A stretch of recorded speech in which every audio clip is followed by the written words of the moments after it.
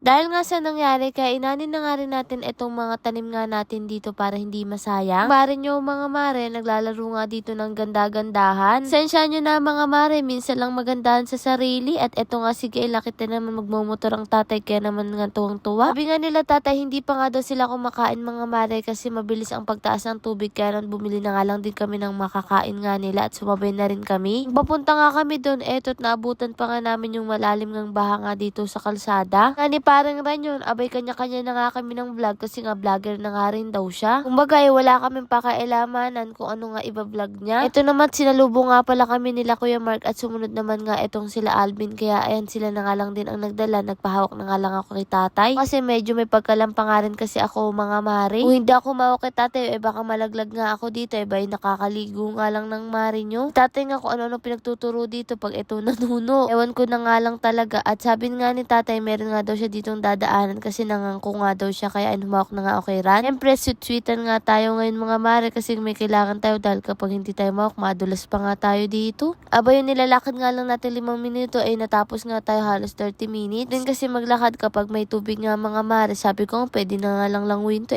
gagawin ko na nga lang. Eto nga si Jeffrey mukhang malungkot na naman nga dito sa gilid. Karating nga namin pati pala dito sa loob nga mga mare ay napakaraming tubig. Nabuti na nga lang dito sa may taas wala pa naman nga mga mare, kaya nakakain nga tayo ng matiwasay. Gutom na nga ako ng mga oras nga na yan, kaya nakalimutan ko nga itong si Ran. Tatay lang kasi nakapagsantukan ko nga mga mare, pero si Ran nakalimutan ko kaya pinaalala niya nga sa akin. Sabi nga ni tatay, aanihin na nga daw natin yung mga gulay nga dito, kaya pumunta nga rin kami. Para nga yung mga sili ay maibenta pa nga natin mga mare kasi mahal nga daw ang sili nga ngayon. Pero may mga lugar naman talaga na mas mura nga sa kanila, pero may mga mahal din naman na lugar. Ang lugar kasi tayo kaya iba't iba nga rin ang presyo. At eto nga sinimulan na nga rin namin mag-ani kahit katirikan nga ng araw. Vloggeries nga natin na si Ran, ayan tamang video nga lang dyan sa gilid. Ako naman nga natutuwa nga ako mag-ani mga mare, isa nga to sa mga gusto kong gawain. Naalala ko pa nga dati kapag nga kailangan ko ng extra baon na pumapasok ako sa dating trabaho ni mama dahil nagpapapakyaw nga yun ng ganito. Kailangan kasi sa pakyaw ay mabilis ka, parang malaki din yung pera na maiuwi mo nga mga mare. Ay matutuwa ka pa nga mga mare kasi hindi ka pa nga pagod, pero pag matagal na talagang mangangalay na ang iyong likod dahil nakayuko ka nga. Yan nga ang magtanim ay hindi biro, pero ganun din kapag nga mamimitas ay hindi rin biro, talagang mangangalay ang likod mo. At tingnan nyo naman nga ganito nga karami mga mare yung mga nakuha nga natin at ang lalaki pa nga. Kapag bibili ka nga nito sa atin ay talagang sulit na sulit, lalo kung mahilig ka nga sa Dynamite Shanghai. Hindi nga lang panigang na sili kundi ito nga ring labuyo, sakto to, masarap nga ito sa suka. So, siguro hindi na namin to ibebenta dahil nga mga mare ay kailangan nga rin natin to doon sa may okoy nga natin. Tapos nga ng isang oras natapos na nga rin tayo, kaya inilatag na nga rin namin dito at tuwang-tuwa nga kape kalalaki. Kung nga doon may mga okra, kamatis pa rin nga tayong nakuha. Nga lang sana binaha ay mas marami pa ngayong maaani nga natin mga mare. Hindi nga lang namin alam kung makakasurvive pa nga itong mga tanim nga natin. Habang nagkukwentuhan nga kami dito, ito naman ngang pusa, aso ay talaga namang nakadikit nga rin sa amin. Akala mo nga bata. Pagkatapos nga yan mga mare, ipinalagay na nga rin namin para maiuwi na nga dito sa kabila kasi may mga umorder na nga rin ng sili. Ito ang sikuting, abay lapit na lapit nga dito kay Ran. Siguro ay gustong gusto nga dahil mainit nga yung katawan. Buti na nga lang din talaga hindi nga naabot nga dito yung loob para nga meron nga rin silang masisilungan. Hindi na nga rin kami nagpagabi dito kasi mahirap na nga maglakad nga sa baha. Yun talaga wala pa kami planong patambakan nga to. Siguro kung maraming extra pera saka na nga lang, pero sa ngayon hindi talaga, gastos lang nga din. Nakiparada na nga lang din kami dito sa labas nga mga mare kasi nga sabi ko sa inyo hindi na talaga kaya ng kolong-kolong. Ito ang dalawa sila Jeffrey at Alvin, abay nagsipagwala nga itong mga tsinelas na nila, kaya dumaan na nga rin kami dito sa bilihan nga ng tsinelas. Si tatay nga nakita kong luma na nga yung pinanglalakad niya ng tsinelas, sabi ko bibilihan ko na nga rin siya, kaya lang ayaw pa nga isuot dahil bago nga daw. Sino nakaka-relate dun mga mare, kung magbibilin mo nga yung tatay niyo ng tsinelas, imbis na isuot itatago dahil nga maluluma daw. Karating na pagkarating nga nagtimbang na nga rin ako ng mga kailangan kong itimbang dahil may umorder nga sa ating sili talong. At eto't nilinis muna nga namin mga mare. Malaking bagay nga rin na magkaroon nga tayo ng timbangan. Lord, maraming salamat sa lahat ng blessing at syempre sa inyo mga mare. Paano ba yan? Bukas na lang ulit.